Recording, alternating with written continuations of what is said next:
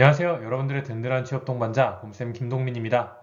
2025년 첫 번째 채용 못언니가 돌아왔습니다. 모두 새해 복 많이 받으시고 올해는 꼭 취업을 마무리하시길 바랍니다. 그럼 새해 첫 채용 못언니 시작해 보겠습니다. 먼저 지난주에 말씀드린 곳들 중 아직 지원이 가능한 곳들을 살펴보겠습니다. 한국환경보전원에 아직 지원이 가능합니다. 1월 13일까지 지원이 가능하므로 잘 살펴보고 지원 여부 결정하시길 바랍니다. 그럼 이번 주에 새롭게 올라온 채용 공고들을 살펴보겠습니다. 먼저 한국의료분쟁조정중재원과 통일연구원 두 곳입니다. 한국의료분쟁조정중재원은 필기시험을 별도로 응시하지 않습니다. 통일연구원의 전공 과목은 공고문에 정확히 명시가 되어 있지는 않지만 과거 응시 기록을 살펴봤을 때 경영학과 행정학을 응시했었으니 참고하시길 바랍니다. 다음은 한국원자력통제기술원과 대한적십자사입니다. 한국원자력통제기술원은 NCS나 전공필기시험을 응시하지 않고 논술시험을 응시합니다. 그리고 대한적십자사의 채용은 곰쌤픽에서 좀 자세하게 살펴보겠습니다. 자, 그럼 이번 주 곰쌤픽 시작해보겠습니다. 이번 주 곰쌤픽은 대한적십자사입니다. 대한적십자사에서 사무 58명, 건축 1명, 전산 4명, 총 63명을 채용합니다. 대한적십자사는 2024년 기준 신입사원 초임으로 약 3,530만 원을 지급했으며 재난구호, 공공의료, 남북교류, 혈액 등의 업무를 주로 수행하고 있습니다. 대한적십자사의 본사는 강원도 원주에 위치해 있고 지사는 전국에서 운영하고 있습니다. 자, 이러한 대한적십자사의 채용 경쟁률을 좀 살펴보면 일반 사무직구는 15.64대 1의 경쟁률을 확인할 수 있었고 전사는 19대 1의 경쟁률을 보였습니다.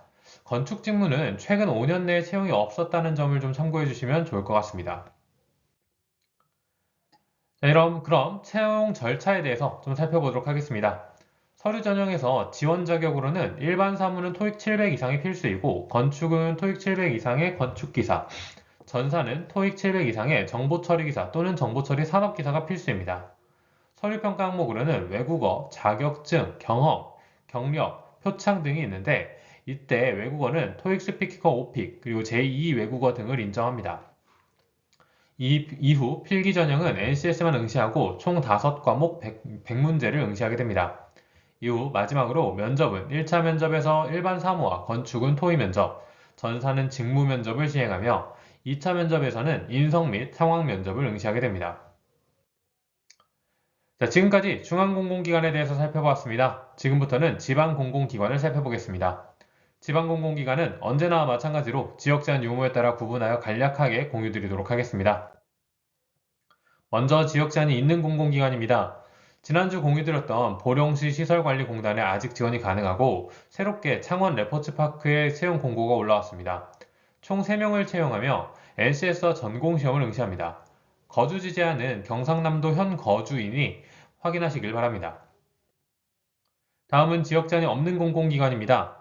지난주 곰쌤픽으로 다뤘던 서울교통공사에 1월 16일까지 지원이 가능하고 그 외에 대구문화예술진흥원, 대구신용보증재단, 화성시 인재육성재단에 1월 10일까지 지원이 가능합니다. 살펴보고 지원하시길 바랍니다.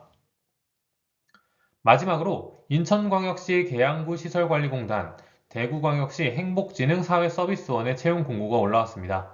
각각 1월 9일, 1월 10일까지 지원이 가능하니 화면의 채용 직군과 시험 정보를 살펴보시고 지원 여부 결정해 보시길 바랍니다.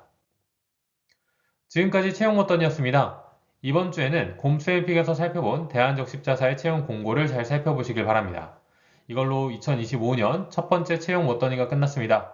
모두 올 한 해 새해 복 많이 받으시길 바라고 올해에는 모두 원하는 곳에 취업하시길 기원합니다. 그럼 다음 시간까지 안녕!